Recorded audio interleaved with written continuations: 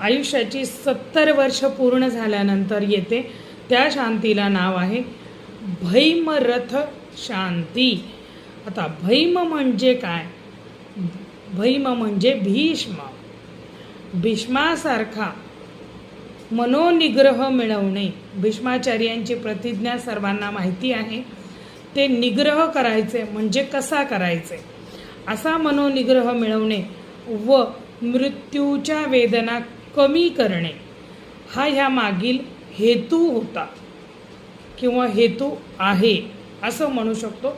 कारण की फार प्रचलित नसल्या तरी काही लोक असतात हौशी, जे स्वतःहून गुरुजी लोकांना विचारतात, ब्राह्मणांना विचारतात आणि अमुक एक वय झाल्यानंतर कोणता शांती प्रयोग करावा हौशीनी करतात। मग औक्षणाचं तबक करतात, नोटांचा हार घालतात, तुला करतात, अशी वेगवेगळ्या पद्धतीने वाढदिवस करण्याची प्रथा आहे। हा एक संस्कारांचाच भाग मानला जातो आणि आपल्याला ह्या चॅनलद्वारे संस्कार, भारतीय किंवा हिंदू धर्माचे जे काही आपले संस्कार आहेत ते पोहोचवण्याचा माझा इथे प्रयत्न आहे।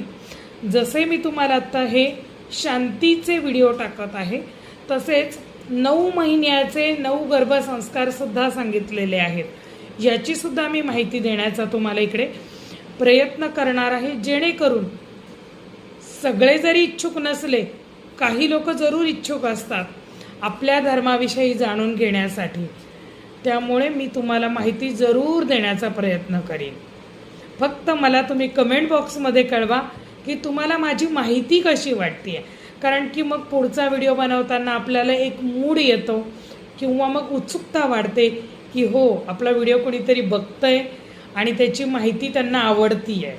मग अशीच आणखीन एखाद्या विषयाची तुम्हाला माहिती हवी असेल तर तुम्ही मला कमेंट करावी, मी तुम्हाला नक्कीच तो व्हिडिओ घेऊन लवकरच तुमच्यासमोर प्रस्तुत होईल। तोपर्यंत जय भवानी, जय जगदंबा।